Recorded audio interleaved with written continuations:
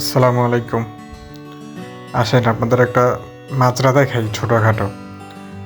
আমি যেখানে থাকি তার সাথেই মসজিদের সাইডে এক কুইতি তার কাজের লোক দিয়ে এগুলা বানাইছে। তো এখানে বিভিন্ন ধরনের গাছ লাগানো হয়েছে। এগুলো হচ্ছে মোটা মরিচ আছে, যেগুলো ঝাল হয় না ওইগুলা, আর এগুলো হচ্ছে ভুট্টা গাছ। তো মোটামুটি অনেকগুলা ভুট্টা গাছ লাগানো হয়েছে।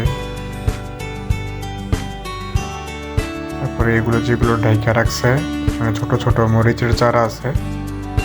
সচরাচর যেসব মরিচগুলো আমরা বাংলাদেশি, ইন্ডিয়ান, শ্রীলঙ্কার লোকগুলো খাইয়ে থাকি, যেগুলো একটু ঝাল হয় আর কি, ওইগুলো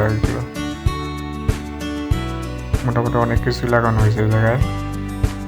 এই যে মোটামুটি চারাগুলো বড় হইতাছে।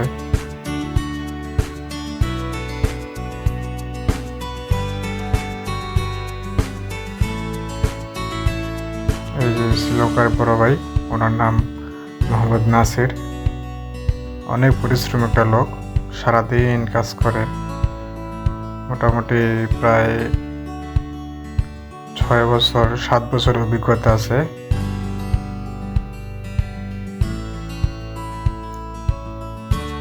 ওগুলো লাগাইছে ধনেপাতা, তারপরে এই ধনেপাতা দুই ধরনের লাগাইছে, 2 জাতের আর কি ধনেপাতা।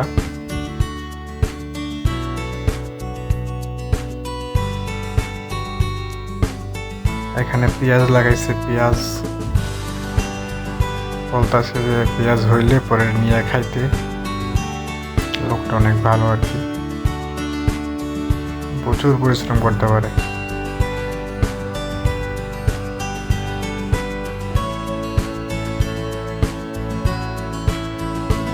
আমাকে দেখাচ্ছে সামনে অনেক কিছু লাগাইছে, ওটা দেখে দিতাম, ভিডিও করে নিয়ে আসতাম। বলতেছে পরে কি জানি লাগাইছে, এগুলা পাতার মতো দেখা যাইতেছে। তো আমি এগুলো চিন্তাছি না, পরে নাম বললাম এগুলোর নাম কি, তো নাম বললো। তো যে নাম বলছে এই নাম আমি বুঝতেছি না। আমার কাছে মনে হইতেছিল ওইগুলো পালং শাক বা শাক জাতীয় কিছু একটা হইব।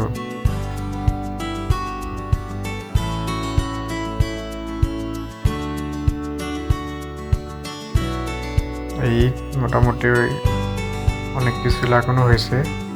ওইদিকে আরো কিছু আছে যেগুলো ভিডিও করা হয় নাই।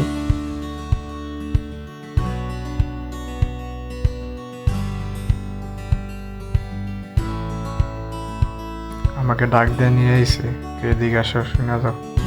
পরে আমি আসছি, বলতেছে দেখো কত কিছু লাগাইছি, এগুলো হইলে পরে টিয়া খাইও। গত শীতেও আমাদের অনেকজনকেই টমেটো, তারপরে কাঁচামরিচ দিছিল, প্যাকেট করে নিয়ে দিয়ে আসছে। সবাই মোটামুটি খাইছে।